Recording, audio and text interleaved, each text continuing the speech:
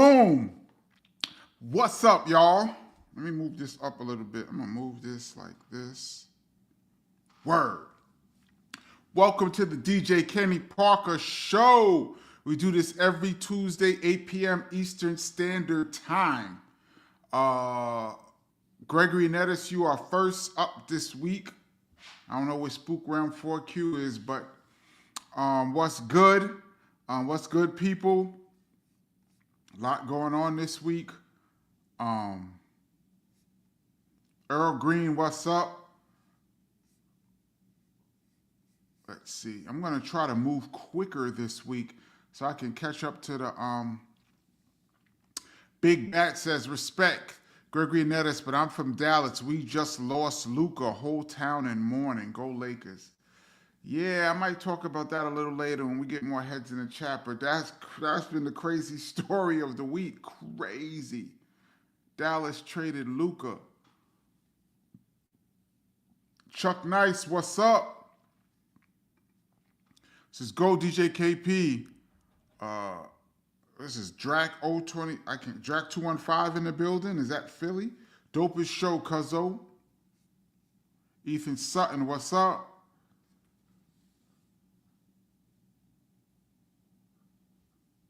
Oh, this is an interesting question. I'm already jumping in. Ethan Sutton. Let me make this a little bigger. Hold on. Oh, nah, that's too big. Let me come back. All right.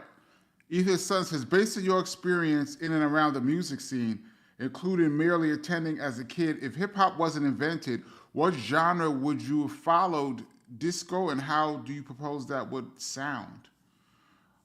I probably would have been listening to, well, I was listening to a lot of stuff coming up. R&B, disco mostly. Dance hall, reggae. Well, dance hall wasn't there yet, but reggae music. I listened to a lot of pop music too. Top 40. I think R&B, I think disco would sound exactly the way it would sound now. I think disco at the end of the 80s went in two different directions. Remember when the disco was dead? For some of you that's old enough to remember 1980, disco is dead. They had like the end of disco. Then it went in like two different directions.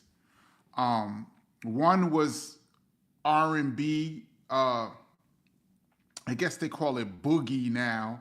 I don't know where that term came from, but like the Rick James, Prince, Teddy Pendergrass had a couple like that sound. Luther Vandross, but in a dancier sound. And then the new wave era of top 40. So I think disco went in two directions. But I think everything would basically sound the way it sounds now, minus hip hop. I can't even imagine a world minus hip hop, but I think R&B. I think R&B would be the sound that I'd probably be listening to now mostly. I listen to a lot of R&B now. Well, coming up, not now. R&B now is horrible. But over the years, I listen to a lot of R&B.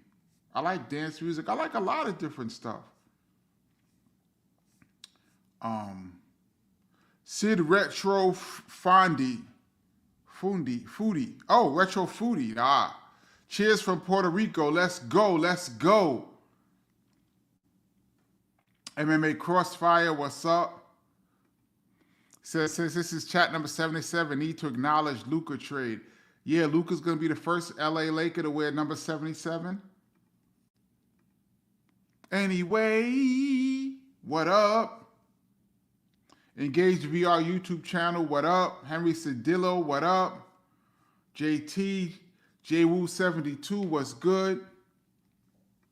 Spook Realm 4Q, I shouted you out. I'm gonna shout you out now. You're a little late to the party. We do this every Tuesday, 8 p.m. Eastern Standard Time. Miguel Salvador, I don't recognize this name. Says, yo, Mr. Parker, what up? What up? Bruce Kennedy, what's up? Sugar Rob, Super Rob. I see a lot of the regulars. Super Rob, Spencer Evans, DJ Colleen. Says NJ to LA. Wow, you went across country. MK Ultra, great name. Says best part of my Tuesdays. Thank you so much. I really appreciate that.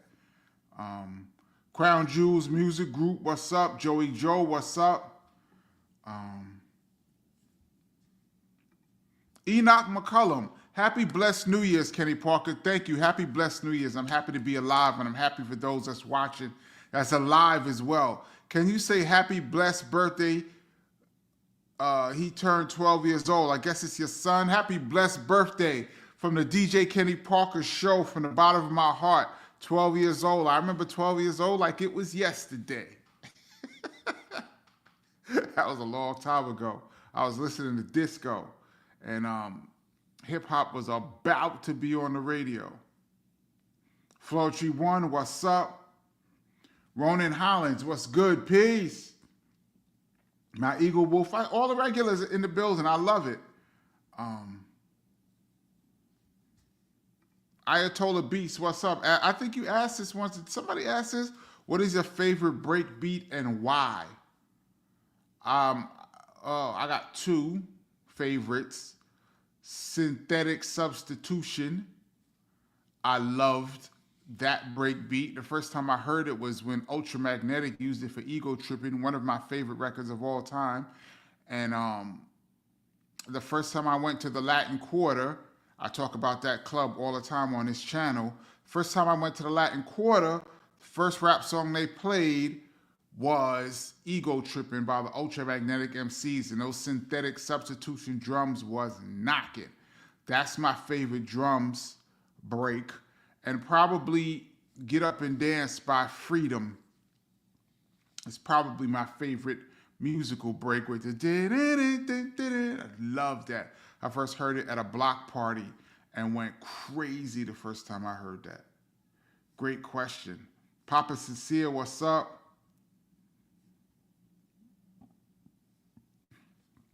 Engaged VR YouTube channel says disco is crazy. Disco gets a lot of bad raps, man. There was some dope disco songs and some dope, very creative disco acts. And that whole era, that 76 to 80, 76, 79 to like 79, 80 of disco dance music, it dominated the charts. And it gets a bad rap. I enjoyed disco as a kid. I enjoy it now. Joey Joe says, Kenny, did you watch the Grammys? No. And how do you feel about the winners and those who got nominated? I think the Grammys is bullshit. I think all award shows are bullshit. I wouldn't be mad if I won a Grammy, but even in winning a Grammy, I would know it's bullshit, but I'll take it. It's not about the best music or the impact during a certain 12-month period of time. It's so much politics and stuff behind the scenes now that it's almost a joke watching some of the winners. I saw Eminem has a rant about the Grammys, and he would know as well as anybody. And he's going off on the Grammys, man. DJ Khalim says house music. I got to throw that in there. House music to me is a spin-off of R&B dance, though. Not exactly, but it's, you know. But disco, all of that went in that direction. Yo, I got to shout out my city, New York. Could you imagine that in like 1976, 1977-ish, 3 styles of music that originated in New York City would end up dominating the world? At that time, hip-hop was brewing, punk rock was brewing down on the Lower East Side with groups like Blondie and the Sex Pistols and all of them, and disco. All of it came out around the same time in New York City. Crazy creativity coming out of the city.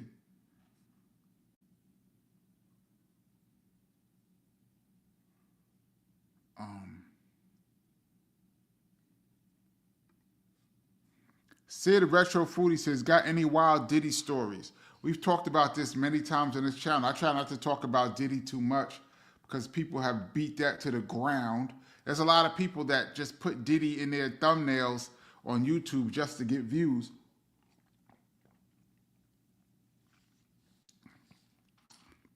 I have no wild Diddy stories. I mean, I've told all the Diddy stories on this channel. I met Puffy back in 1991 when he was a club promoter. I think he was also an A&R, but I don't even think Jodeci or Mary J. Blige had even dropped yet. So he was still Puff Daddy doing the parties.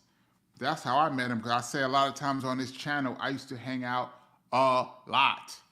And Puffy was throwing the dopest parties in New York. He came out of nowhere. Him and shout out to Jessica, Stress Entertainment, the two of them combined was throwing the dope parties. That's how I met him.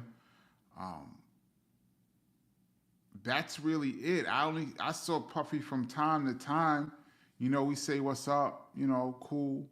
He did the remix for Step Into a World. I talked about that a lot on this channel. I'm going to do a whole Step Into a World breakdown because it's really an epic fail. I got an epic fail in there. I might do that breakdown this week, talk about my recollection of Step Into a World, which is KRS-One's biggest song. But yeah, I don't really, then when he became Diddy, I didn't see him as Diddy. Diddy was like late 90s into the 2000s. I didn't see him. I haven't seen Puffy since the 90s. When I last saw him, he was Puff Daddy. I've never seen Diddy. And as it turned out, thankfully, I haven't. As it turned out, I don't know what's going on with his situation, but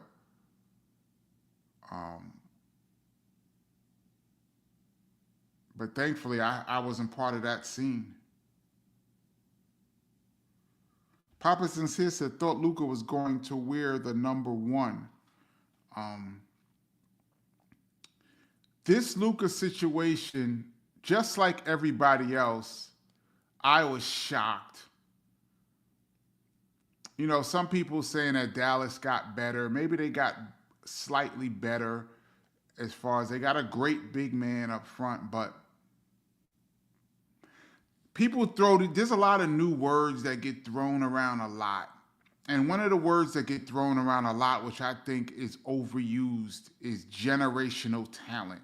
I get so sick. Every time somebody's good, they be like, he's a generational talent. No, he's not. Some people are great.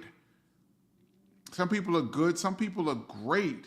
But a generational talent, a once-in-a-lifetime talent in a particular field, there's only one or two that come along. Luka Dončić, I can't even say his last name properly. Dončić. Luka is a generational talent, and he's only 25. I watched the press conference today.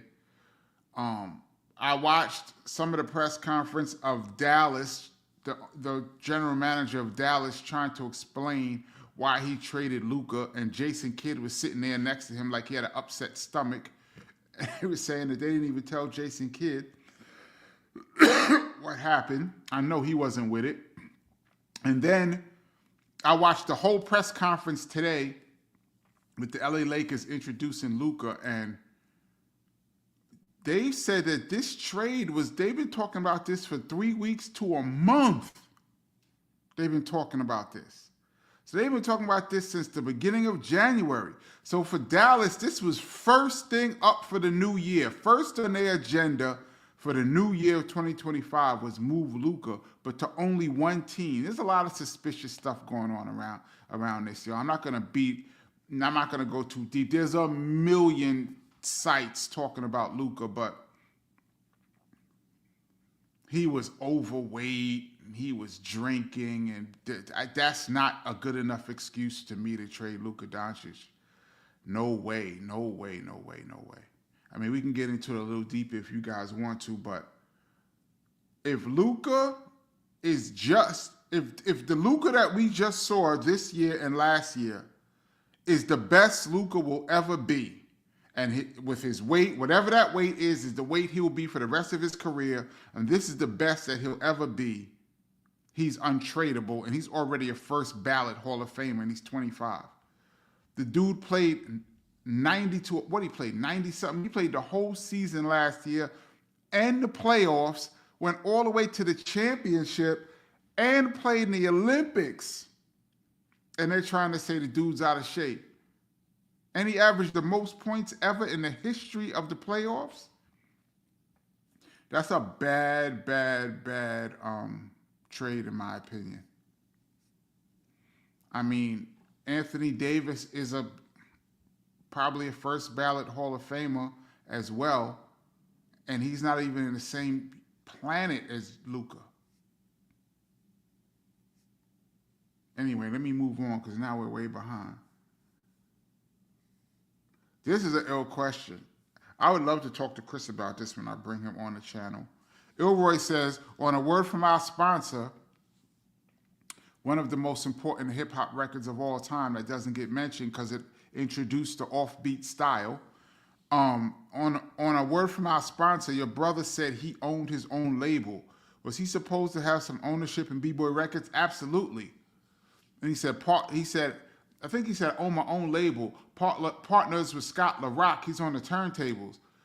KRS-One, Scott LaRock, and B-Boy Records were all supposed to have ownership. But something happened. I'm not sure. I think I know what happened, but I'd rather have Chris explain it. But something happened due to some paperwork, and they never got the ownership. And all of the ownership went to B-Boy Records. So either those rhymes, at the time that Chris said those rhymes are written months before the album came out. So maybe at the time when they recorded or he wrote those rhymes, that was in the works, but it turned out not to be the case. It cost KRS-One and Scott LaRock's estate millions of dollars, by the way. Millions. And I talk all the time on this channel about the ruthless music business and the horrible contracts that people signed back in the day. I'm not going to get too deep on that today. Those that follow the channel, we've talked about that many times here. But Boogie Down Productions signed a horrible record deal, which cost them millions of dollars.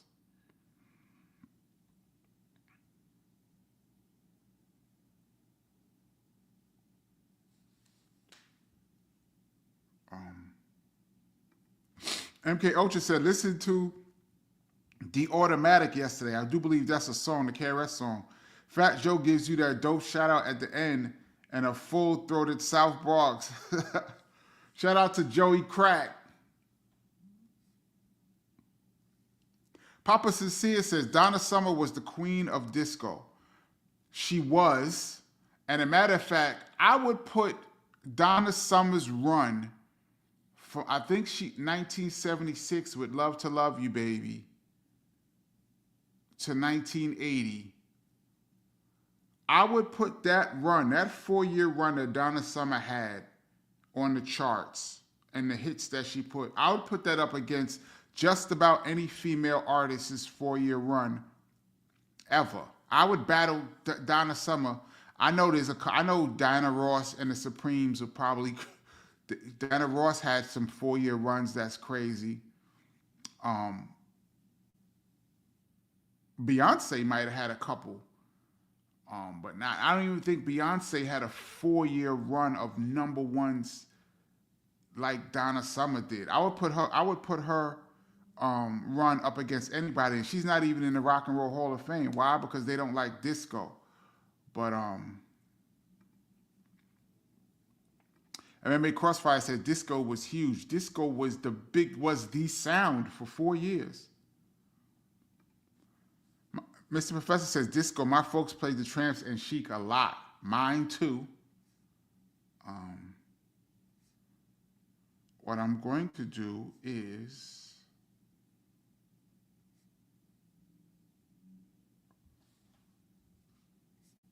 scroll down a little bit. I don't know if Benny Doyle's in.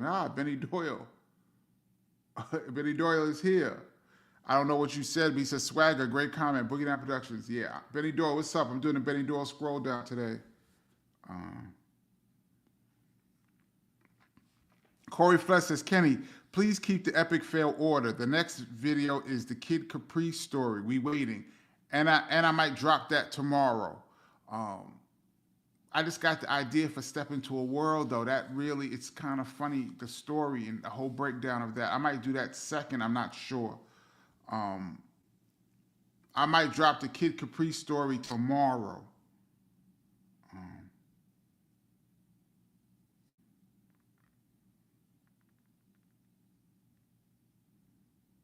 Let's see. See people talking about Puffy.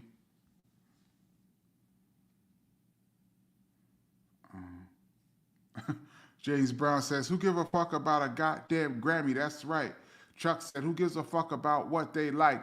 And if I ever get Chuck D on this channel, I would like to ask him, because he ended up doing last year's 50th anniversary, not last year, it was 2 years now, 50th anniversary Grammy show. We talked about that on this channel, and some people were like, well, I thought, he said, who gives a fuck about a Grammy? I'd love to see if or how his stance has changed over the years.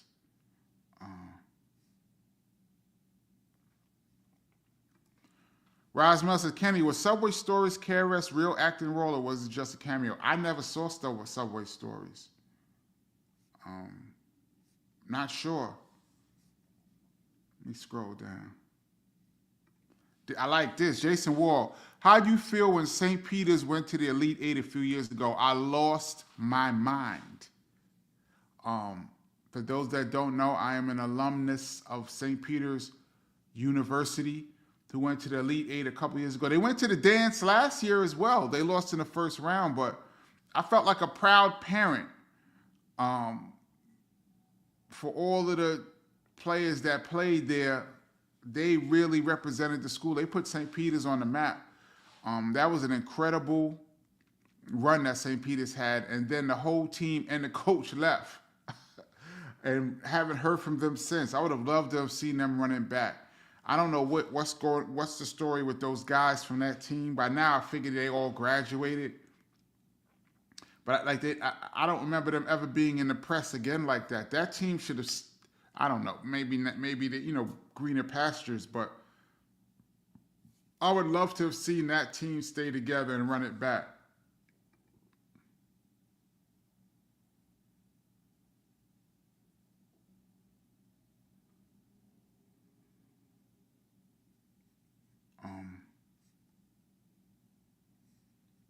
Big Bat says, my city of Dallas want Nico's head. Yeah.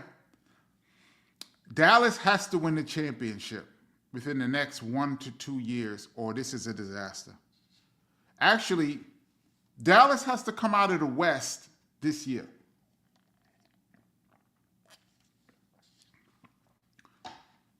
Dallas went to the NBA championship last year with a fat Luka, apparently. So you have to at least match that this year, or it's a bust. The Boston Celtics were just better last year.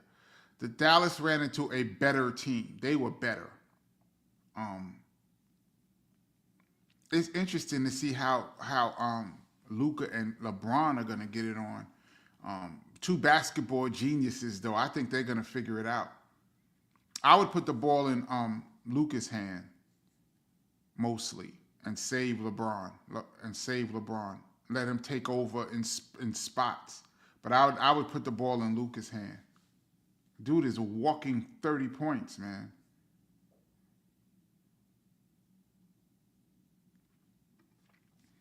Black toilism. Black toilism? KRS-One is such an engaging speaker. Yes, he is. I would like to see him stand on stage and tell his whole life story. That would be pretty interesting. If you ever get a chance to go to a KRS-One lecture, it's amazing.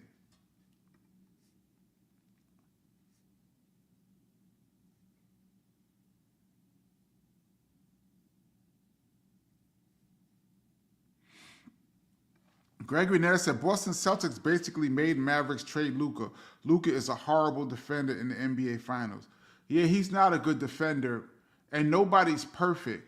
But what he brings to the table, I would put defenders around him then. Get great defenders. You can find great defenders at positions. You can find rim protectors. You can find wings. You cannot find Luka. We're not going to see another Luka. We haven't seen a person like Luka. He has. I don't like to use the just because he's white, but he has a lot of similarities to Larry Bird in the way he controls the game and the pace. His pace. We probably have not seen a player like Luka since Larry Bird in his prime. That was 40 years ago. 45 years ago. It'll probably be another 40-something years. But the player that's like Luka hasn't even been born yet. I don't care if Luka doesn't play defense. You could find defenders. You cannot find Luka.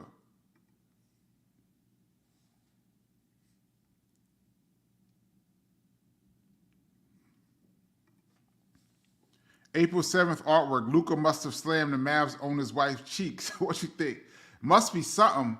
I was laughing with my friend Sydney. She said Luka must be on a Diddy tape, and Dallas must have found a tape. Or somewhere in LA, they found a Diddy tape with Luka on it, and they blackmailed Dallas into trade. That's the only thing I could think of that makes sense. To have one team, and you're not talking to anybody else for a month. You know what you could have got for Luka? You could have probably got 85% of the All-Star game, any one of those players, and all of their picks, 5 or 6 picks, and another good player for Luka. And people still would have been like, why? He must be on one of them tapes. There's more to this story. Now, I was watching the press conference, and they asked Luka, word was going around that you or your people told Dallas that you were not going to sign the extension. And while the reporter was asking a question, Luka was shaking his head like this. And he said, I absolutely did not say that. So Luka said, I wanted to stay in Dallas. I was going to sign the extension. So there's more to this story, man. I find it shocking. And I'm a huge Luka fan.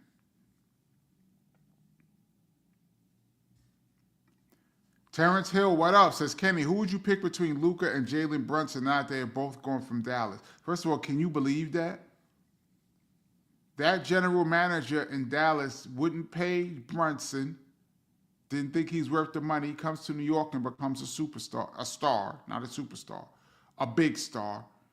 He did bring Kyrie over to Dallas when a lot of people were down on Kyrie. That was a good move, but now he let Luka walk, so he might not have a job in another year.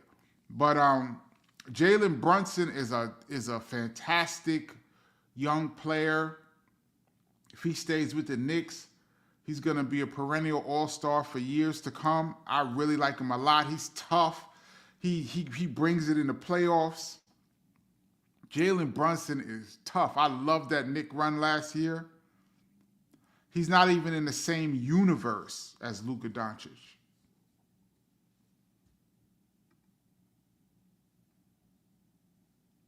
Flochi One, has KRS-One said he'll come on the show to do the show? Yes, we have spoken about it.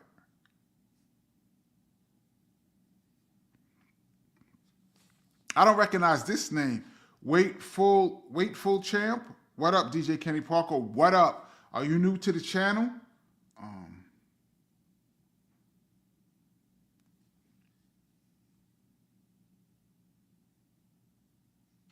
Jack Swagger says, we need KRS for the 100th episode, and it better not be no 120-minute episode. Well, it depends on how long he wants to talk.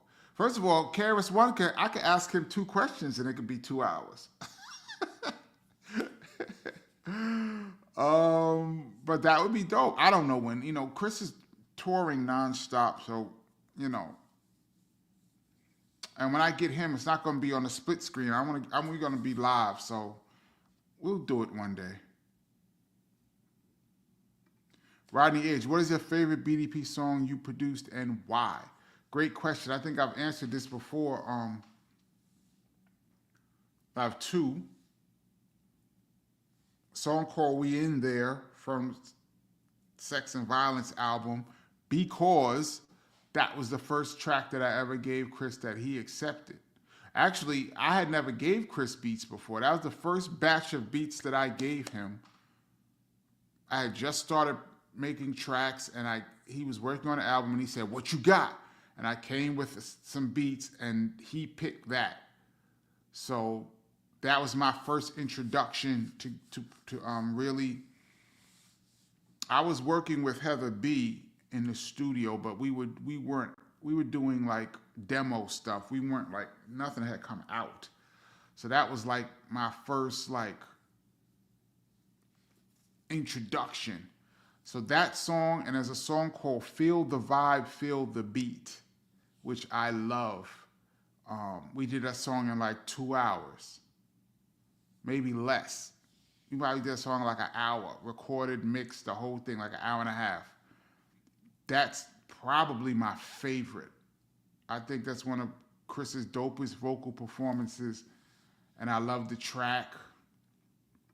Yeah.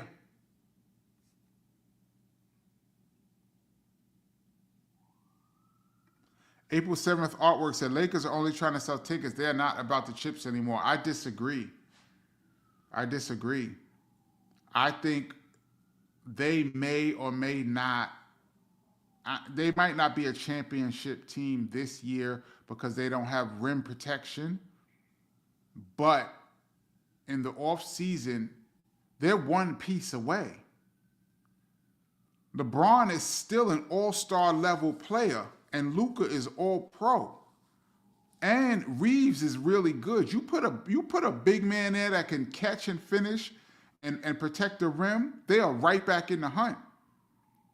I don't think some people really understand how good Luka Dončić is, and that's just my opinion. The dude scored 73 points last year.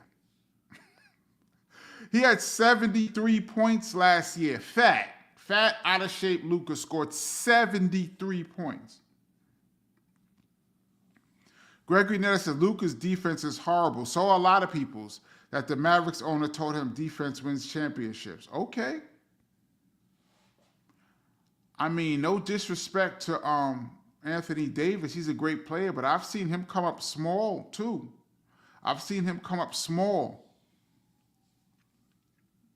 Be careful what you wish for. Defense wins championships, but you need offense too. I mean, he's a great player. He's gonna score. It remains to be seen, man. I wouldn't have made this trade.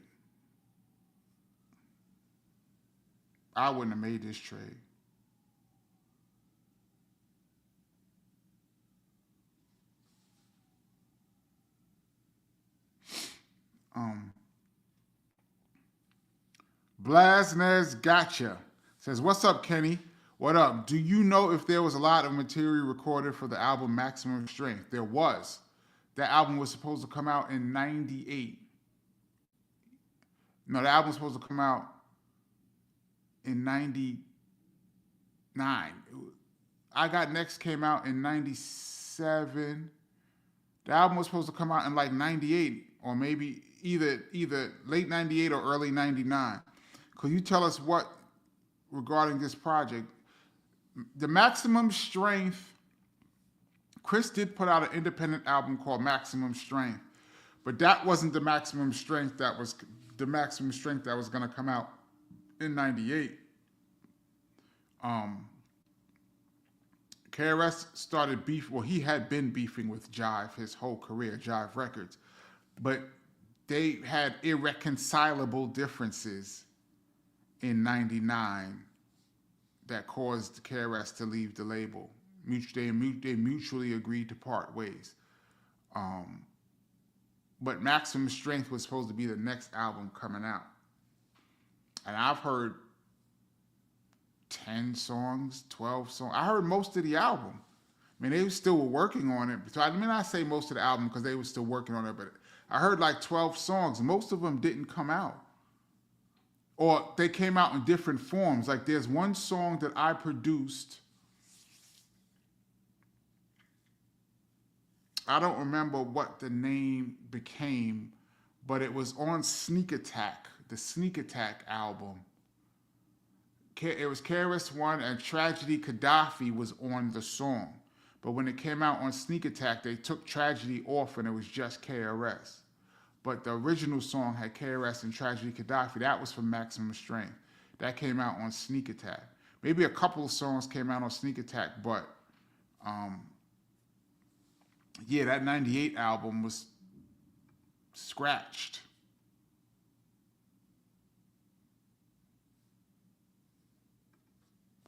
MMA Crossfire says the Lakers have always been about having stars, from Kareem to Magic to Shaq and Kobe. Yeah, and look how it turned out. The Lakers have always been known to steal stars. You look at every one of those pickups from Kareem Abdul-Jabbar on, and it seems lopsided. Even Kareem, they traded Kareem Abdul-Jabbar.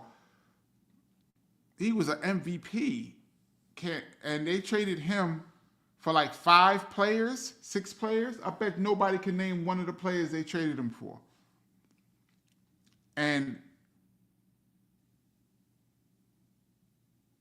they got Magic. That was a draft pick. They bought out Shaq. Remember, they brought Shaq over from Orlando and gave him a bucket of money.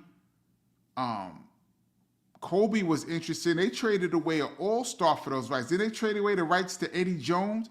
Jerry West was that convinced that Kobe was special, generational, that they traded away the rights to Eddie Jones, who was an all-star, to get Kobe. I believe it. Was it Vlade Divac too? It was something like that. It was Vlade or Eddie Jones or both of them for the rights to Kobe.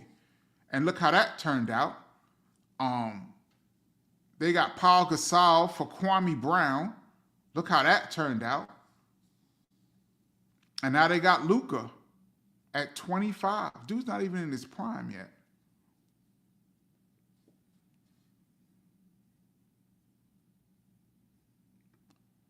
Brooklyn Geek said Donna was, damn, can't even describe her run. Yeah, she had an incredible run. That run that she had, man, I would put it up against just about any female artist ever. I mean, Aretha Franklin, Whitney Houston, 85 to like 89. What, she dropped 3 albums in that time period, or 2? She had an album in 85, maybe one in 87, 89. In that 4 years, she might have dropped 3 albums. Now, Whitney, them 4 years, Whitney put it down. And this is before The Bodyguard soundtrack.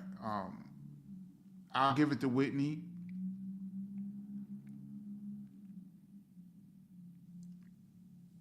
Other than that, I mean, I would put Donna Summer's run over even like an Anita Baker or somebody like that. I mean, only people I would have over her is like Whitney or like Diana Ross or somebody, maybe Aretha Franklin. I mean, even Aretha Franklin, she had a lot of hits, but I don't know if she had as many #1 pop hits in that short period of time. Markeith Bankroll says Luka Dončić just bought a $15 million mansion in Dallas, Texas last week before the trade. He was in tears. Yeah, I heard. He said today in the press conference that the last couple of days for him were real terrible. And he said when he got traded that LeBron called him and they barely even talked. He couldn't even talk. Now imagine that this trade has been in the works for 3 weeks to a month. They knew he was buying a house. They watched him buy a house knowing they were going to trade him.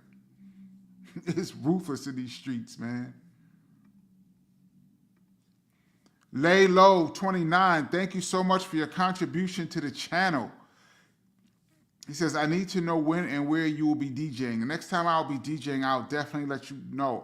I usually announce it on the channel if it's something that people can come to, you know, like an outside thing or something like that. I'll definitely let you know.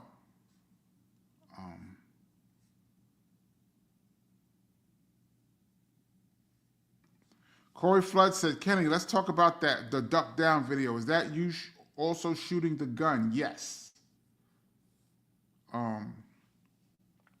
If I recall, originally, shout out to the Hughes brothers who directed that video, the legendary Hughes brothers, who went on to do Menace to Society. They did Tupac, Brenda's Got a Baby around that time. They did a bunch of movies. I think they did a Jack the Ripper movie. Legends. They did Dead Presidents. But they were new, and they were doing that video Duck Down, and they did 13 and Good. We shot both of those videos that weekend. We shot both videos the same weekend.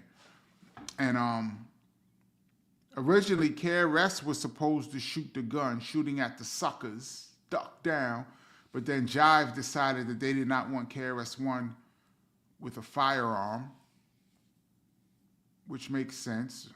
So they was like, will anybody else do it? I was like, give me that.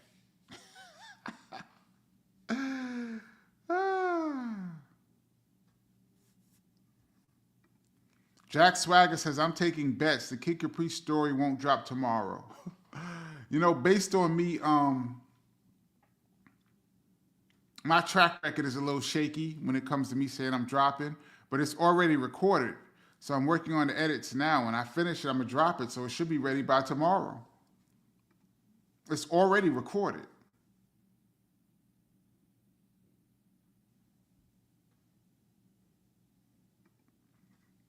Doobie Funk Doobie, what's good? Respect to you. Says, no cap KP, on my 8th birthday in 1980, Donna Summer's daughter showed up to my birthday party. One of my cousins threw for me in Los Angeles. She was related to an elementary school mate of mine. Oh, that's crazy.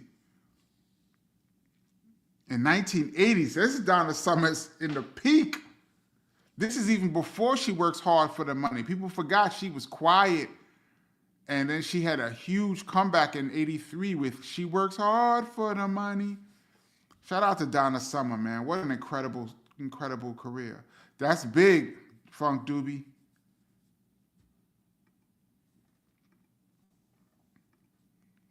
CMC's Techniques in Class.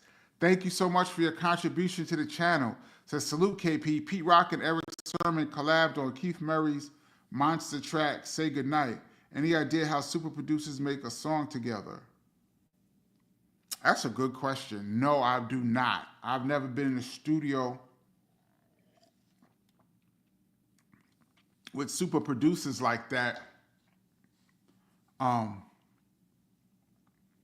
can maybe if one of them had a beat and then somebody else added to it.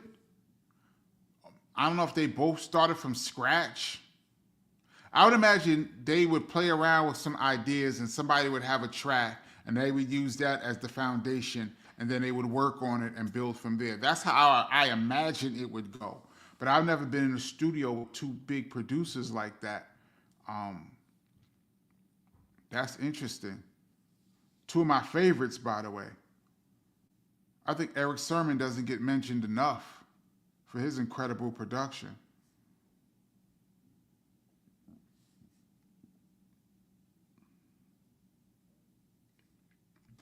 JC saying, yep, that's what I'm saying. Mavs have to win the West. Absolutely. The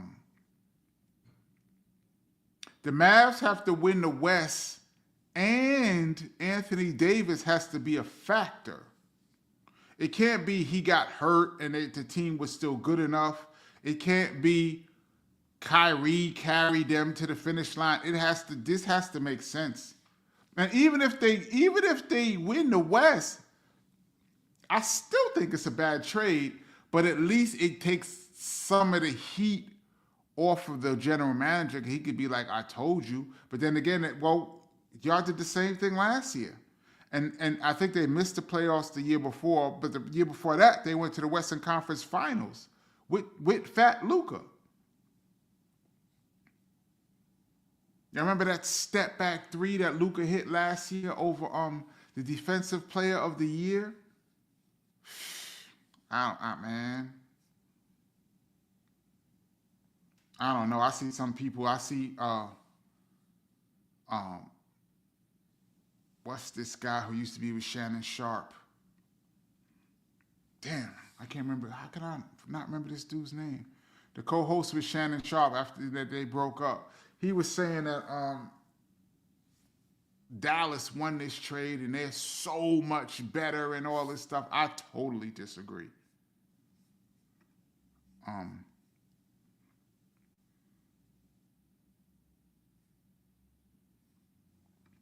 Terrence Hill says, I've been to several KRS lectures. Yeah, KRS lectures are dope, man. HED said, Luka's still not enough for a ring, though. I agree, not by himself, but he's a great piece. You build a team around Luka like they did in Dallas, and you got a shot. You want to be one of the 4 teams that have a legitimate shot. And then you let the chips fall where they may. But you want to be one of the 4 teams that have a legitimate shot. And I think that Final 4 in the NBA are really usually the 4 teams with the best shot. I think any team with Luka on it that's decent has a shot. Because he's going to get you 30, 10, and 8, 38 and 8, or 32, 9 and 9. I think he's incredible, man. If you put him with LeBron, the right ball bounces. Don't sleep on this Laker team, man.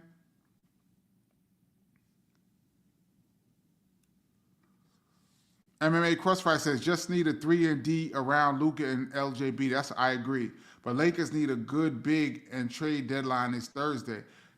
Today in the press conference, the Pelinka is his name, Pelinka, the general manager of the Lakers, he was saying that there's not a lot of, the pickings are slim out there right now for a good big.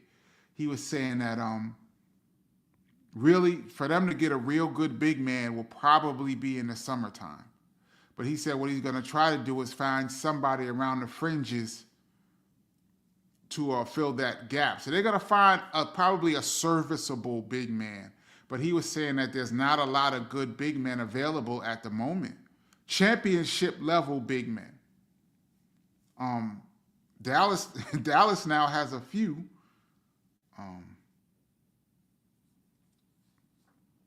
But yeah, I agree. Put some 3-and-D around them.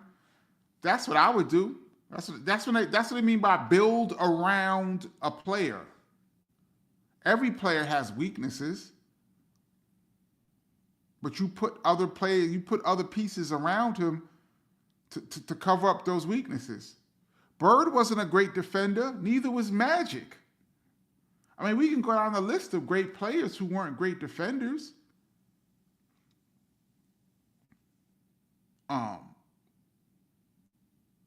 Let's see who's won. I mean, in recent times, most of the big players in recent times who have won were probably good defenders. I'm just saying off the top of my head, but even when Dallas won, Dirk wasn't a great defender. Dirk Nowitzki wasn't a great defender. I'm just going through it in my head, but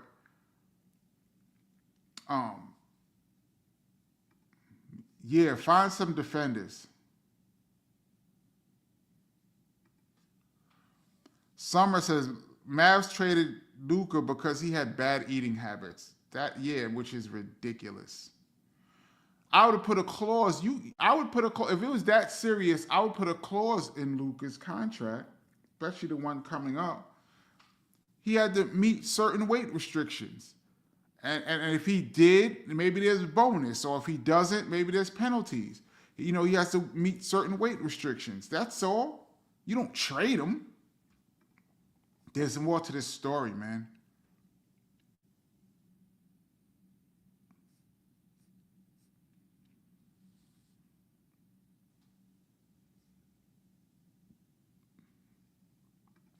MMA Crossfire said Luka looked like he had a few extra pounds at the press conference. He looked like regular Luka. To me, he didn't look that big. Like, I thought, like, Zion, to me, be looking way different. Zion is, his weight problems really affect him.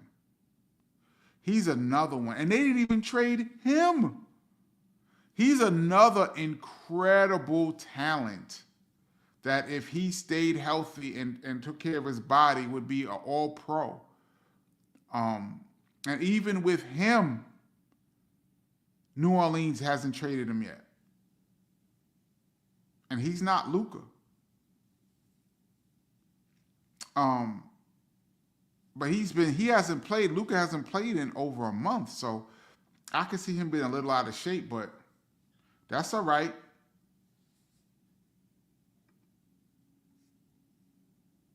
I'm personally not worried about that. And by the way, it's not like Anthony Davis was this Iron Man. Anthony Davis probably is hurt as just as much as Luka. And he's in great shape.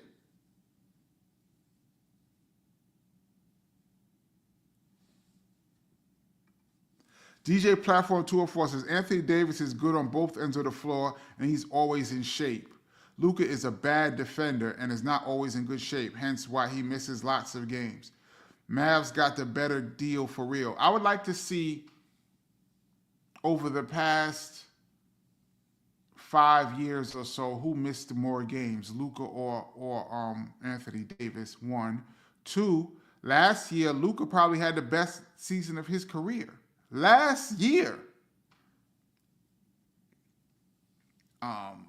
Luka is not a great defender. He is not. But he's only 25 too. Like, I think Luka is not even as good as he will get. I think Anthony Davis is the best that he ever will be. And it is only downhill from here. He is in his prime, but a little on the downside. But this is as good as he will ever be. And he's not Luka fat. Fat Luka at 25 is better than Anthony Davis, the best he'll ever be. I'm not making you say Mavs got the better deal for real. Time will tell, man. Not to me. MMA Crossfire says Anthony Davis is a great player. He is a great player. He's not on the level of Luka, and I've seen him come up small, man. I don't know, man. I'm not as big an Anthony Davis fan as some other people are. He'll put up numbers, but the Lakers in the past, since the bubble, they won the championship in the bubble. What have they done? They've had Anthony Davis. They've had LeBron. What have they done? They've done less than Dallas. Dallas with Luka, Dallas with fat Luka has been better than the Lakers with LeBron and Anthony Davis.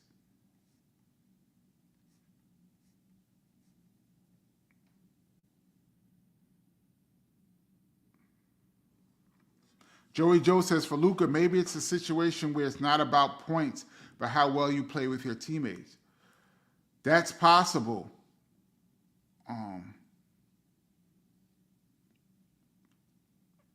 I don't know what the story is with his teammates. I don't know.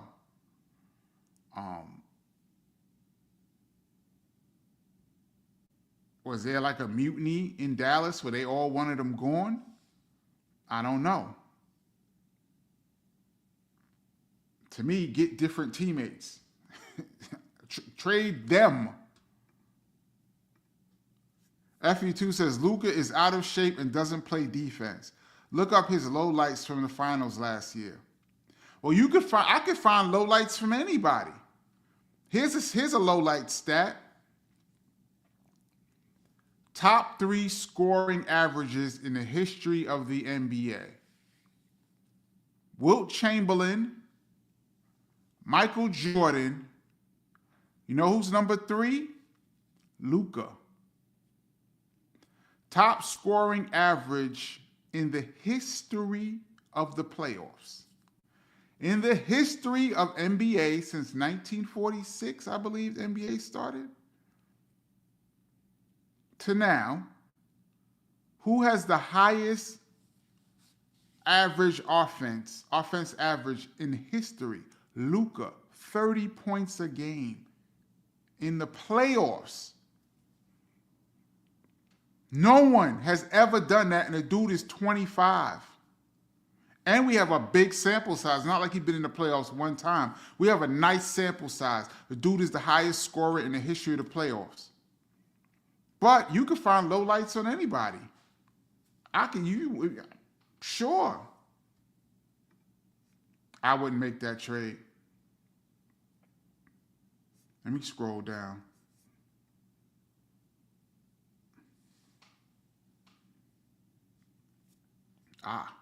Spook Realm says, I'll say it again. New heads hate disco, yet the same heads love Barry White and Donna Summer. I never understood the hate for disco. I don't even know what the hate is all about. I mean, Barry White had funk, he had ballads, he had disco. Donna Summer was straight disco. I like the Bee Gees. Bee Gees had some great harmonies. Go back and listen to some of them Bee Gees records. They had some of the best harmonies in all of music. But people didn't like, people say like Casey and the Sunshine Band, dudes like that, they just repeated the same words. Shake, shake, shake, shake your booty, things like that. And they were not, they frowned on Casey and the Sunshine Band. Groups like that. I don't know.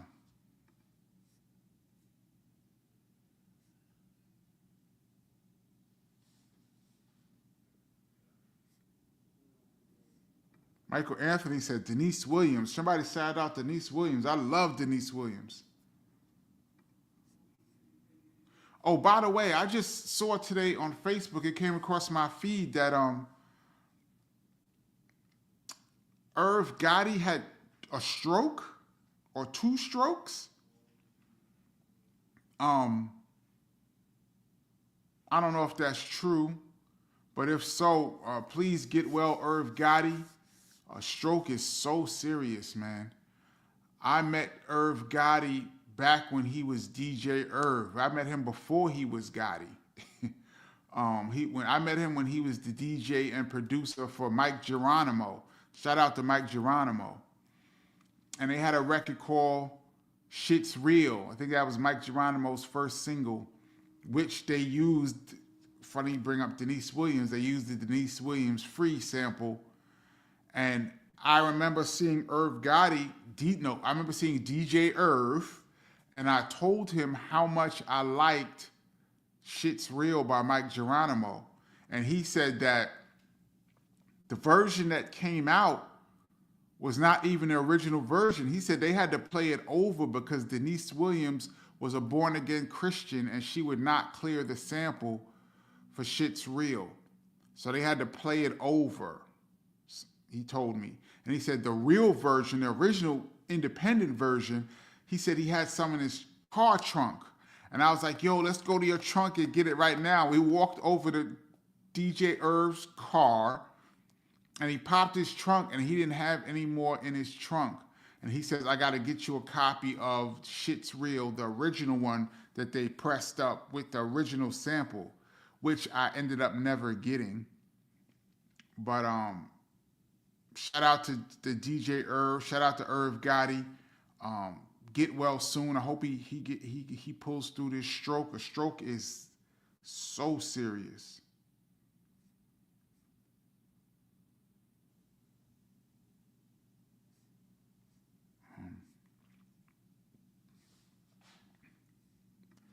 Ronan Holland says, the Hughes brothers did that? Wow. And 13 and Good, those are dope. Yes.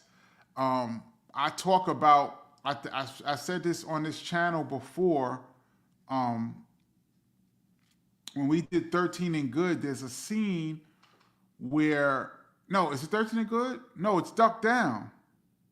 I think it's Duck Down, where we're beating up the suckers. And one of the suckers was actually one of the Hughes brothers.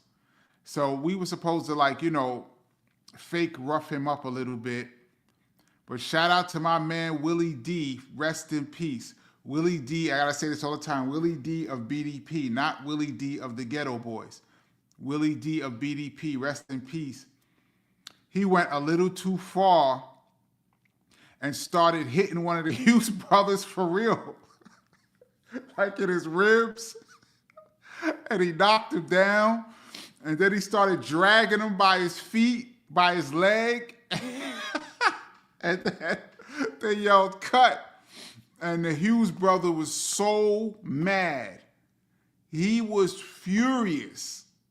I remember that. We was laughing. I think they kept some of that in the video shoot.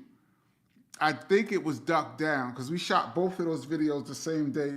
I do believe it was ducked down. Willie D roughed up one of the Hughes brothers for real, man. It was so funny. Shout out to the Hughes brothers. Oh, man. MMA Crossfire says Denise Williams was the bomb. Yes, she was.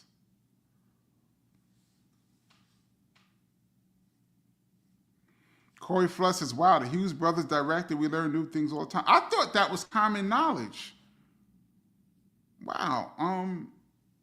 I guess not. I thought people knew that the Hughes brothers directed that video. They were new in the game. Yeah, because I think they did that and Brenda's Got a Baby all like around the same time.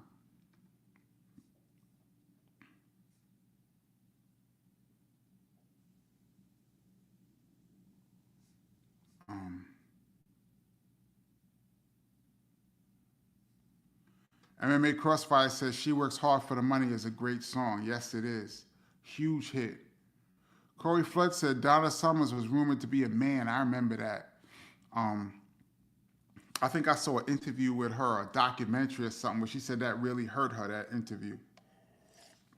I mean, that rumor really hurt, Donna Summer. And, back in those days, there's no way to really clear up a rumor. I mean, something like that, they just, I guess, left it alone, but I remember hearing that.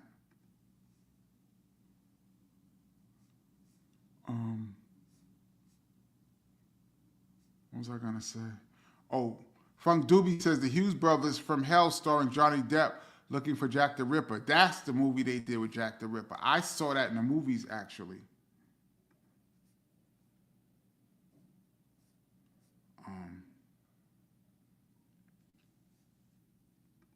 I see some people. Scuba Dooba, what's up? Jeffrey Rowe, what's good? Live Sounds One says, respect to the funkiest, that old track. Yes. Shout out to Funk Dubious on the check-in.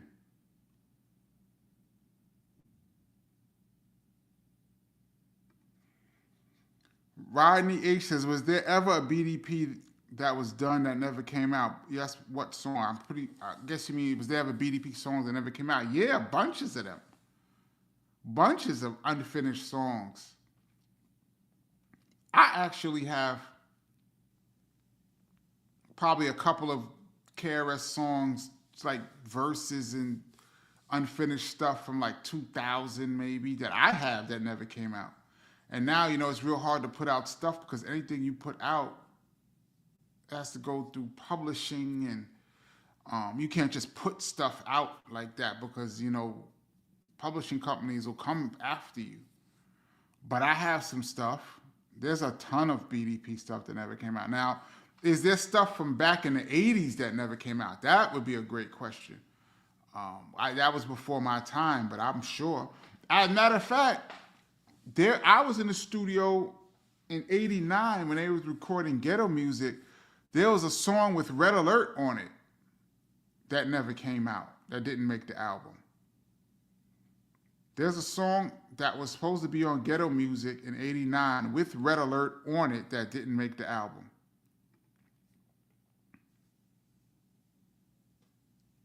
Sugar Daddy One says, like a Thotto and We In Here, produced by Kenny Parker. Yes. By the way, y'all, if you get a chance, please hit the like button.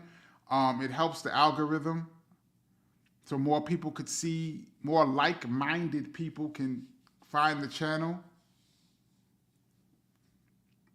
Markeith Bankroll says Luka Dončić must take conditioning seriously in LA.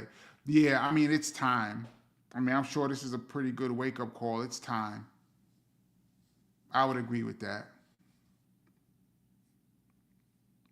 MMA Crossfire says Rudy Gobert. Yeah, that was the defensive player of the year that Luka hit that monster jump shot over.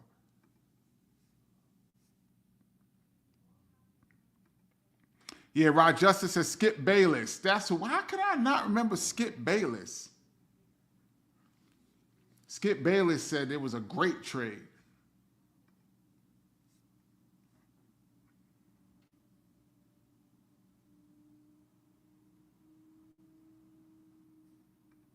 JT says they will never live down this trade. I really want to hear a press conference from Mark Cuban, minority owner, as the press now loves to say. Yeah, they had a quote from Mark Cuban saying that if it was he said if it came a time to either trade Luka Dončić or his wife, he would be in divorce court the next day. That's what Mark Cuban said when he was the owner of the Mavericks. I would rather trade my wife than trade Luka. But now that he's not the majority owner, I would love to hear what he has to say.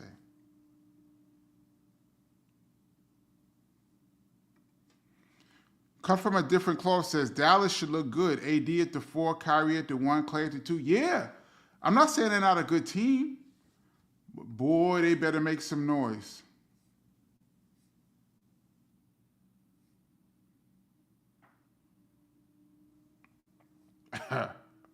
Scuba said Lakers better call Dwight Howard. That would be crazy. What if Dwight Howard came out of nowhere and was had a rejuvenation? That would be crazy.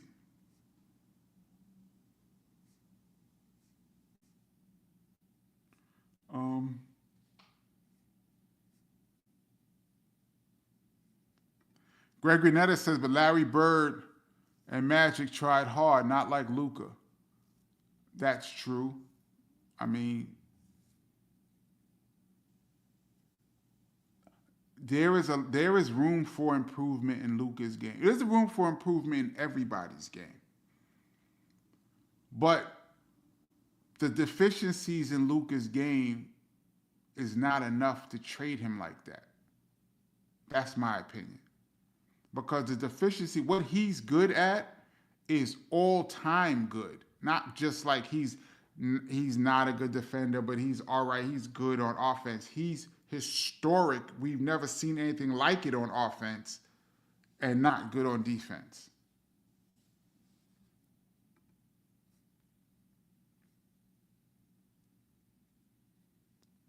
Markeith Bankroll says LeBron and Luka won't fit. Why not? How do we know? They said Luka and Kyrie wasn't going to fit. They both need the ball. 2 ball-dominant players. It's not going to work. It worked. LeBron is very smart, man. Very smart and very versatile. And he's going to, in his mind, decide what he thinks is the best way to win. I believe that LeBron is going to play second fiddle and rest himself, let Luka do a lot of the heavy lifting, and pick his spots. Imagine a LeBron James picking his spots. Imagine the whole offense imagine the whole defense is shifted to one side to defend Luka, and he swings it over to LeBron, and there's one defender. I think that will work.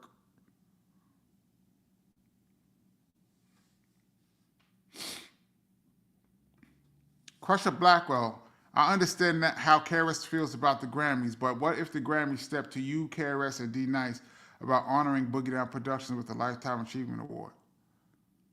I personally, I know Chris would never agree to it, but let me not say never. I don't think he would agree to it, but who knows, depending on what they say. if Chris is going, I'm going. If Chris is not with it, I wouldn't go by myself. Like say me and D Nice just went up there to accept the award. I wouldn't do that. By the way, shout out to Roxanne Shante for picking up. Roxanne Shante picked up a Lifetime Achievement Award, the first female rapper to ever get a Lifetime Achievement Award. So shout out to Roxanne Shante on that.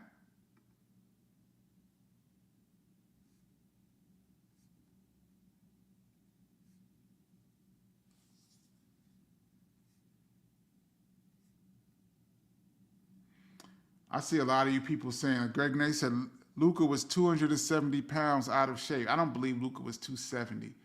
But even if Luka was 270,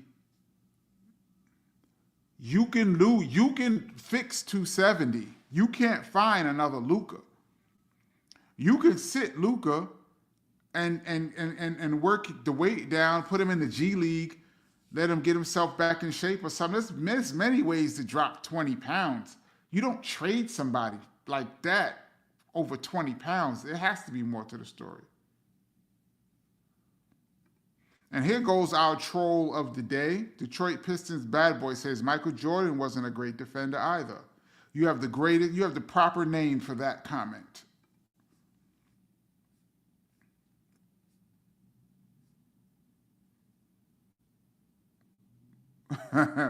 Love and Gratitude says AD stands for always down. He gets hurt a lot. He does get hurt a lot, man. That's what I'm saying. But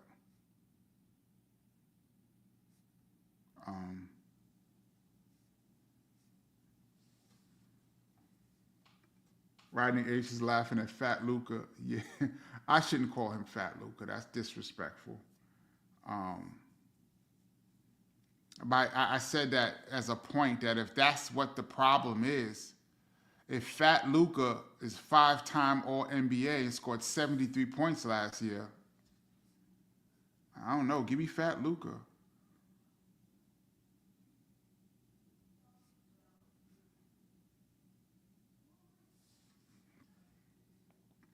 MMA says when the Lakers won in 2020, AD was huge. Yeah, that was 5 years ago, but yeah. That was AD at 25, 26.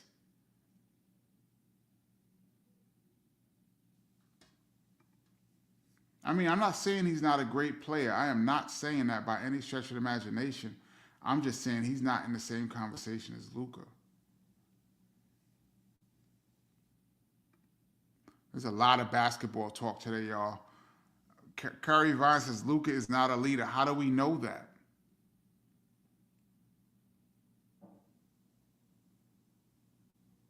How do we know that? I'd like to hear the play. If the players come out and say that, how do we know that? I don't know. He led them to the championship last year. I know that.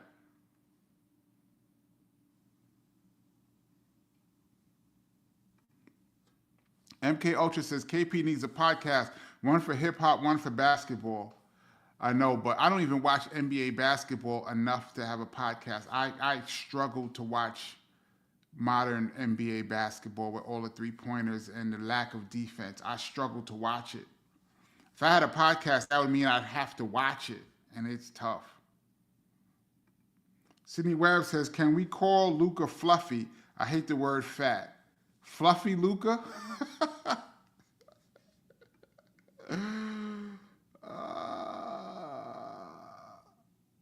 Fluffy Luka is funny. Let me scroll down a little bit, y'all. I'm falling behind. So I'm going to skip. I'm going to skip a bunch of comments. Here's one. More basketball. When Kyrie came to Dallas, it was a mess. At first, yeah, neither one knew who would be the closer. LeBron mentally is not like Kyrie. LeBron is still going to demand the ball. That's fine. That is perfectly fine. But I think LeBron is also smart, too. LeBron feels like him taking the shot is the best chance for them to win, is to him have the ball. But there's going to be a lot of nights where the best chance to win is Luka having the ball.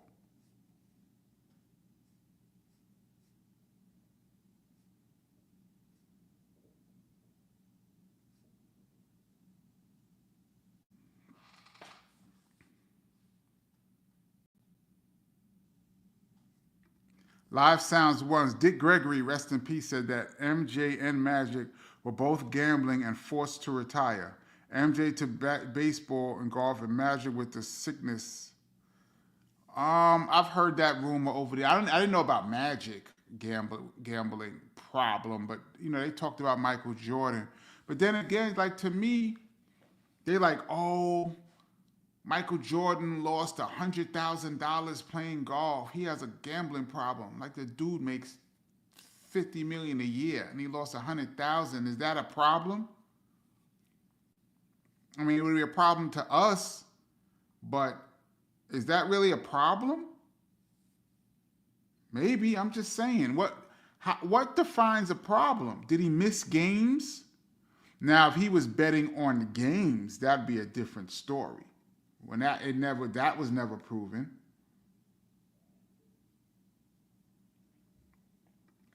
Blood Jones says Dallas could have gotten a lot more. The Jazz got 4 first rounders for Rudy Gobert. Exactly. Dallas was only talking to one person, the Lakers. That's it. That's very suspicious to me, man. MMA says Luka typically uses the season to get back in shape. That's not good. I'm not going to front. That's not good. But that could be worked on. Things like that can be worked on. And he still scored 7. Imagine a fat dude, fluffy. Imagine a fluffy dude with a dad body in the NBA scoring 73. Look at the Joker. Joker is probably the same way. Joker is not ripped. Joker don't be in tremendous shape. Would you trade Joker because he's a little out of shape? You know how many teams would jump on a chance to get Joker?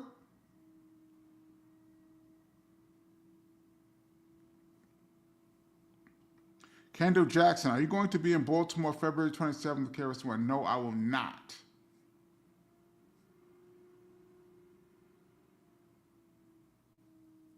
April 7th says the problem with Luke is that he carries himself like he's entitled. He has many accolades but no ring yet. Has a sense of entitlement.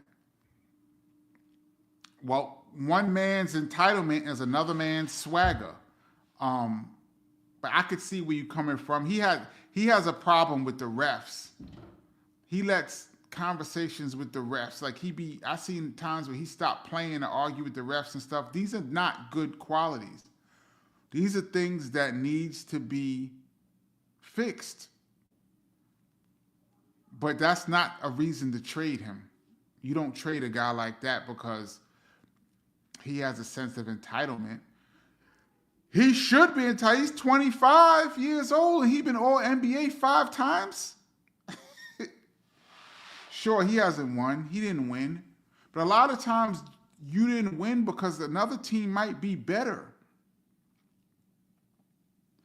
People always say somebody is not really good because they didn't win a championship. I could name you a dozen people that won a championship that were role players that to me weren't even really that good. They got tons of rings.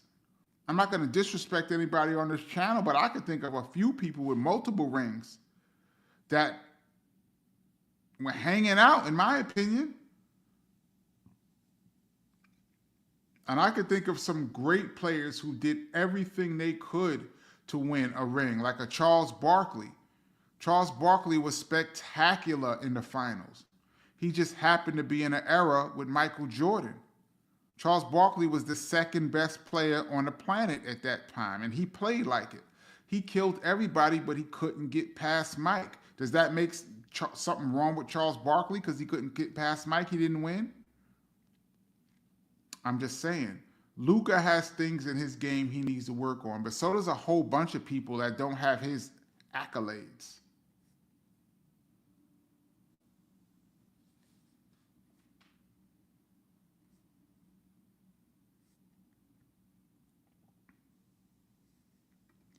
April 7th artwork. Luka is 25 and should not be getting injured as much as he does.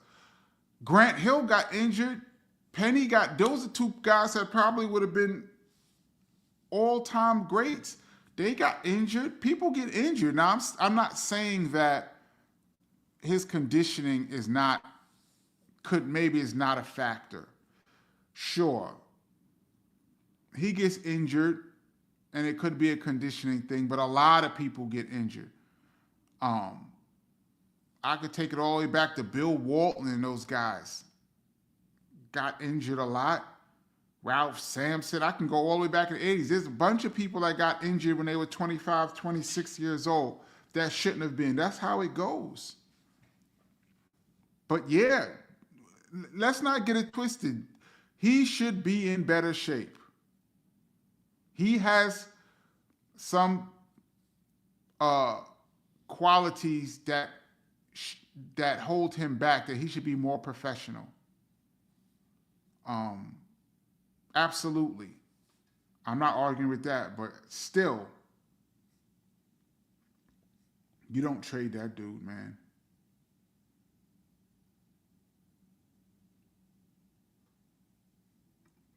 I was talking about this earlier too, Brooklyn Geek.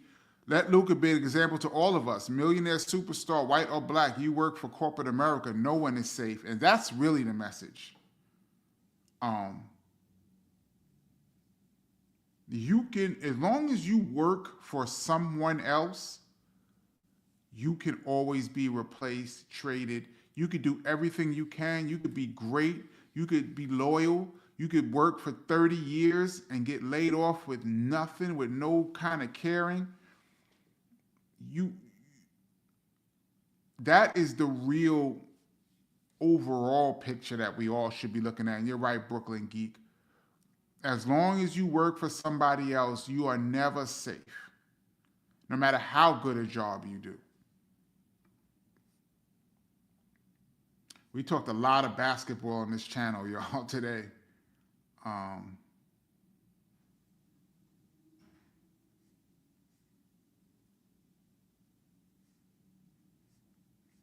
me scroll down a little bit, y'all. I'm trying to get to a lot of these. What's this? KB Play, thank you so much for your contribution to the channel. I really appreciate it. It says, peace, KP. What is your favorite DJ cut? Like, for example, Adventures of Grandmaster Flash on the Wheels of Steel or Touch of Jazz. Well, you just named it. Grandmaster Flash on the Wheels of Steel. I think nothing beats that. Nothing beats that. I like the Touch of Jazz. I'll tell you what I liked. I liked DJ Premier in Deep Concentration. And it's funny, I had the opportunity to chill with Premier a few months ago in the studio, and he pulled out a record that he used to sample the main record that he used to sample DJ Premier in Deep Concentration. He was playing me the record and the spot that he used to sample it. It was great. This was about 6 months ago. Shout out to DJ Premier. Hope to get him on the channel one day. But yeah, that's one of my favorites. Biz Markie had a record with Cool V. Cool V's Dedication to Scratching. Is that what it's called? Cool V's Introduction to Scratching or Cool V's Dedication to Scratching? On the first Biz Markie album. I used to like that record a lot. But Grandmaster Flash on the Wheels of Steel is the gold standard. Thank you for that question.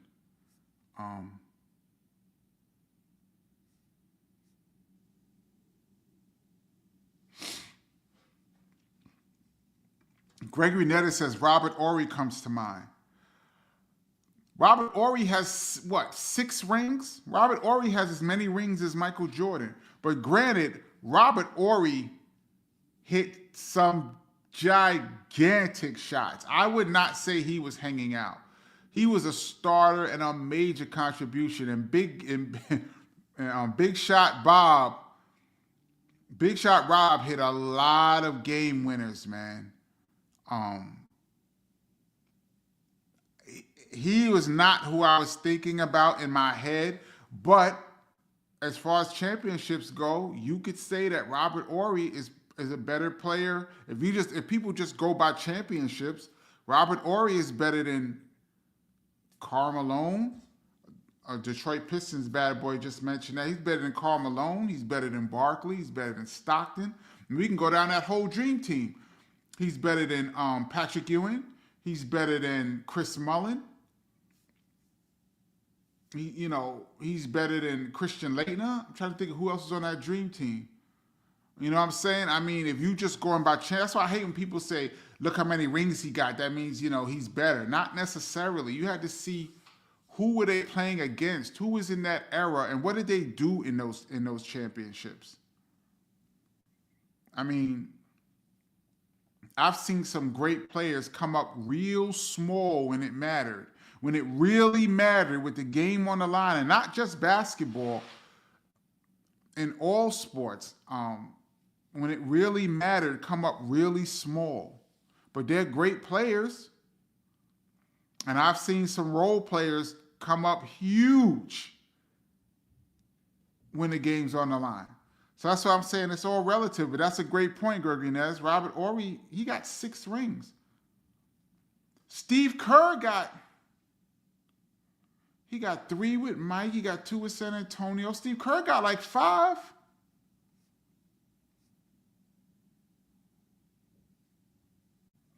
Corey Flood says, so players with rings. Derek Fisher. Derek Fisher was a good player.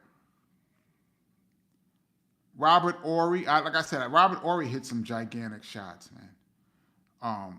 B.J. Armstrong was a role player. He got 3. Luke Long, a lot of people on those Bulls teams. Bill Cartwright got 3. Saying, I mean,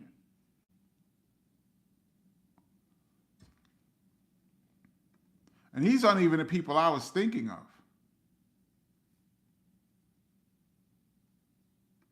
Somebody mentioned Detroit Pistons bad boy. Mentioned my guy, Bernard King.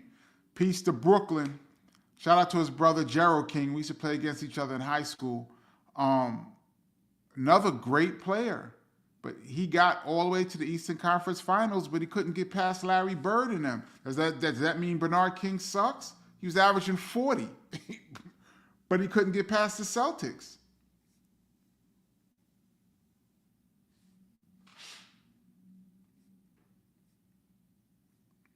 Sweet Goldilocks says, Kenny, what's up, Sweet Goldilocks? I see people here talking about Jimmy Butler.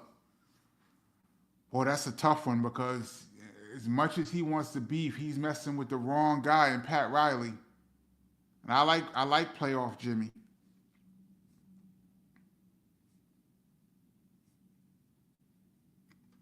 Dartmouth says, thoughts on Inspector Deck's first album. I never listened to Inspector Deck's first album, and he's one of my favorite Wu-Tang members. I think he doesn't get mentioned enough. I think the Rebel INS should go first in every Wu-Tang song. Rebel INS is first. He kicks off every song, well, the big songs that he was on amazingly. I never listened to his first album like that, but I have nothing but respect for Inspector Deck. I never got a chance to meet him.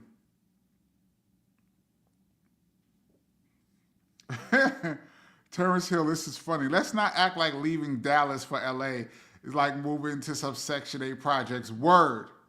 You are 100% correct on that one. This is probably the best thing that ever happened to Luka. It's just messed up how it happened. But, the light shines, I've seen a lot of stars come from small markets where they performed amazingly, and then they come to the big markets like New York, LA, and them lights be so bright. I mean, I don't see Luka in that category, but, I've seen that happen. But you're right, Terrence Hill. It's not like he's going to the projects. He's going to the premier franchise in the NBA. Scuba said, yeah, man, Robert Horry ended my Pistons. Robert Horry ended a lot of people, man. A lot of people. Even when he went to San Antonio.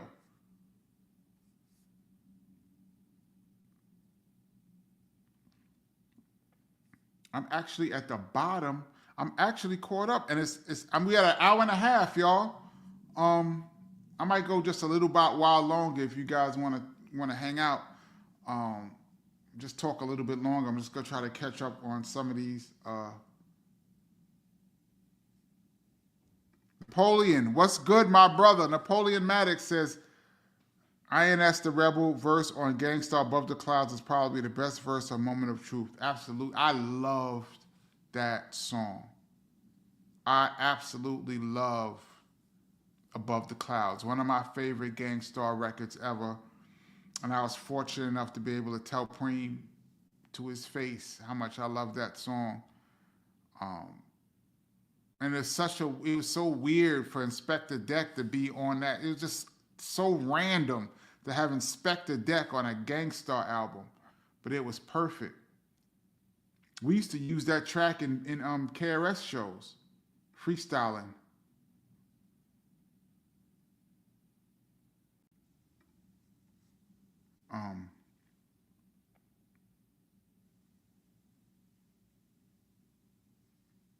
Dartmouth says, am I the only one who loves 13 and Good? That was a very controversial record. Now, actually, it's more controversial now than it was then. But hey, man, I like, if you any BDP song you like, I'm with it.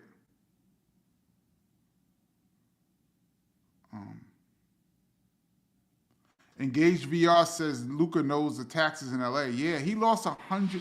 We didn't even talk about that part. How he lost $100 million because he can no longer get the Supermax. So not only did he lose $100 million, but now he has to go to LA and pay state tax. He got killed, man. I'm not going to talk about Luka too much. We've talked about him a lot on this channel. I know there's a million channels talking about that trade right now. But as a basketball fan, that was gigantic.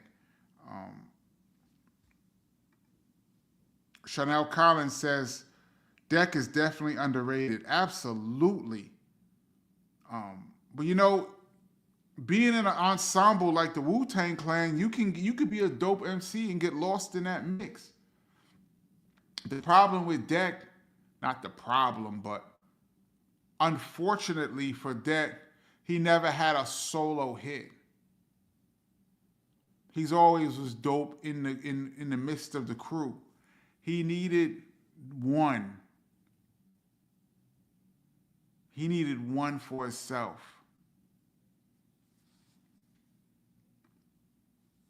KB Play, thank you so much for your contribution to the channel. I really appreciate it.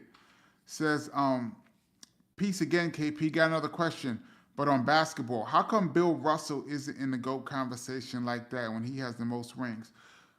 Good question. First of all, people hate on those eras. He absolutely should be mentioned, as well as Wilt Chamberlain. If you talk about individual numbers, Wilt Chamberlain will be the GOAT. But with sticking with your question, that era doesn't get weighed as much as it should. It gets weighed differently. Plus, there was only 8 teams.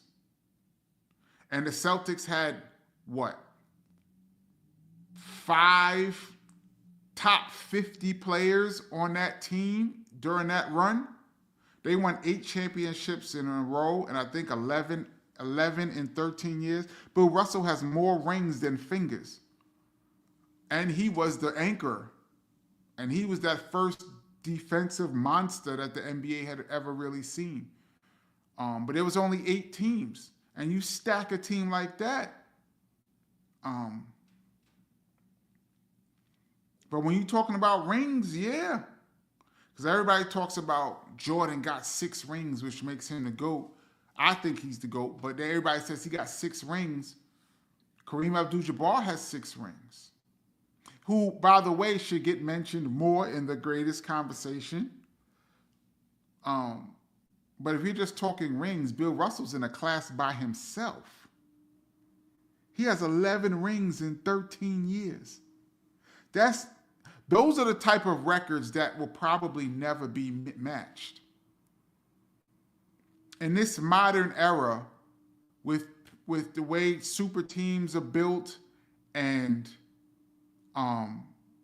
with the way super teams are, and with player movement with free agency, I think the era of, I think winning back to back is going to be incredibly difficult, because you win back to back means you got to pay a lot of role players, and people are not going to want it. They're going to break up teams. It's going to be very difficult to even win a back to back.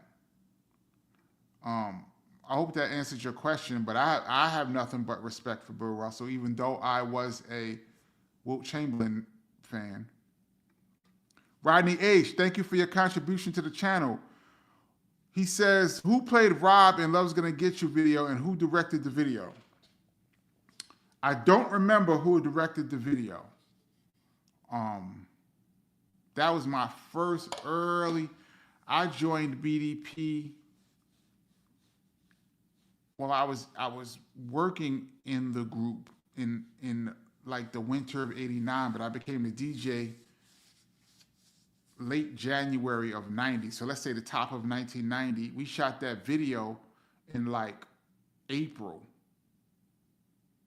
We shot that video in like April. So I had been the DJ for like 4 months, 5 months, something like that. And we shot that video. Two things I remember about that video. Oh, by the way, Rob, the guy who played Rob, is Pal Joey, the producer of that song. Shout out to Pal Joey. He produced Love's Gonna Get You. He produced Duck Down. He produced 13 and Good. And he was a dance club producer who produced the classic record, Hot Music.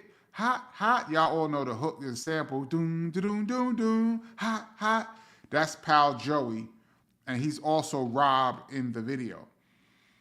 If y'all remember the Love's Gonna Get You video, first of all, it was shot in a studio like right across the street from Queensbridge Projects. Might have told this story before on this channel. It was shot like across, we was out in Queensbridge. And there's some kind of, was like a movie studio or some kind of studio, and that's where we shot it. And if you remember, there's a scene where he says, my brother got shot, and they show me with blood coming down the side of my face. So I had the blood coming down, and they showed me with the blood. So after that scene was over, I didn't wipe the blood off. Instead, I went outside to the grocery store. I went to the store with the blood on my face. And as I was walking down the street, people were looking at me crazy. So I tried to, I played a little joke. I went into this laundromat. I had $1. And I came in the laundromat and I said, excuse me, can you give me change for $1? Can I get 4 quarters? And the man in the laundromat was like, no, get out of here. We don't have any change. He was looking at the blood on my head.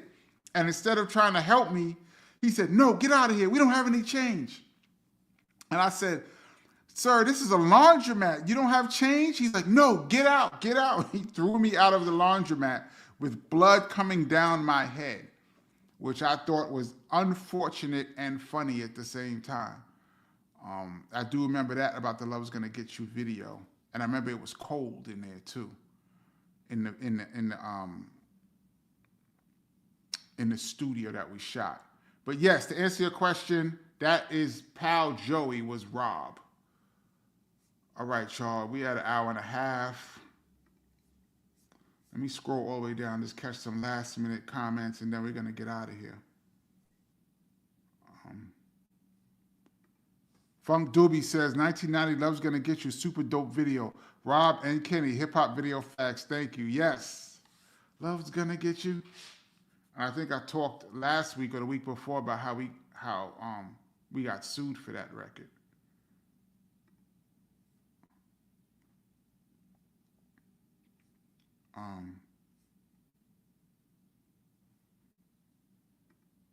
RGD says, Kenny, did you know Scott LaRock? Yes, I did. And before I go, it's all in the book. If you have not picked up the book, my brother's name is Kenny. It's the true origin story of BDP. I go into great detail about my relationship with Scott LaRock. in the book. The link is in the description below. And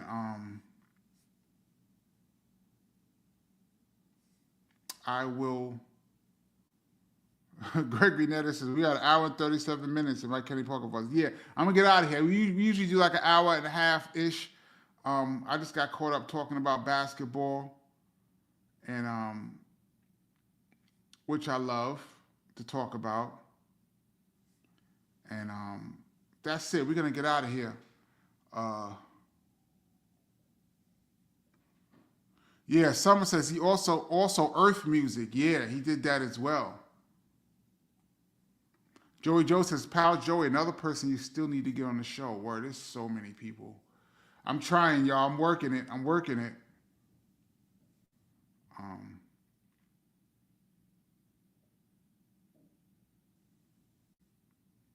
It's my last thing I'm going to say, and I'm going to get out of here. DJ Platform says, hey, Kenny, when Run-DMC's self-titled debut album dropped in '84, I was in kindergarten. Wow. Could you explain how massive that album was when it came out? It shifted the industry, correct? Absolutely. Run-DMC changed the game. At the time, well, you got to go back. First of all, you got to go back a year to '83. And rap music was considered a fad, and it was on. It looked like it was dying down. The groups that were out were dressing like Parliament Funkadelic, or like they were dressing like R&B groups. They were dressing like Cameo, and rap was. And shout out to Cameo. Shout out to my man Priest Forever. And rap was on a downward decline. It looked like it was about to be out. And this group from Queens dropped a record called Sucker MCs. That at that time was the hardest record ever.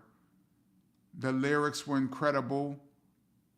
And it introduced Run-DMC, and it changed everything. The sound of rap changed with Sucker MCs.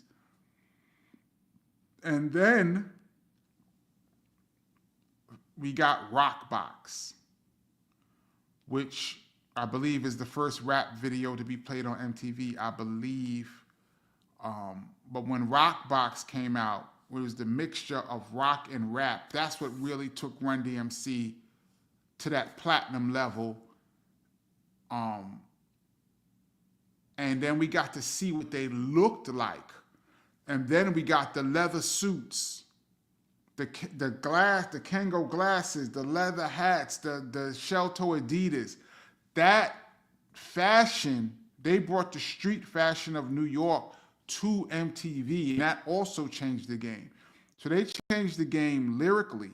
They changed the game musically. They changed the game fashion-wise. They really took hip-hop to where it is today, to answer your question. That is one of the most important albums ever, the self-titled Run-DMC album. And on that note, I'm going to get out of here. I'll catch you guys next week. Shout out to the Rewind crew. Shout out to my Rewind crew. I love you guys always. And we do this every Tuesday, 8 p.m. Eastern Standard Time. I might come on again this week, either Thursday or Friday. I might do a quick live. So stay tuned for that, and I'll catch you guys next week.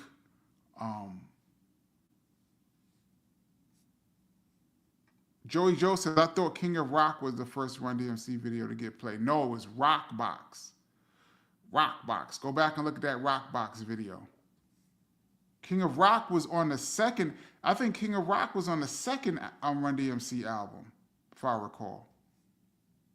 Somebody look that up. All right, I'm out of here. I'll catch you guys next week. Peace.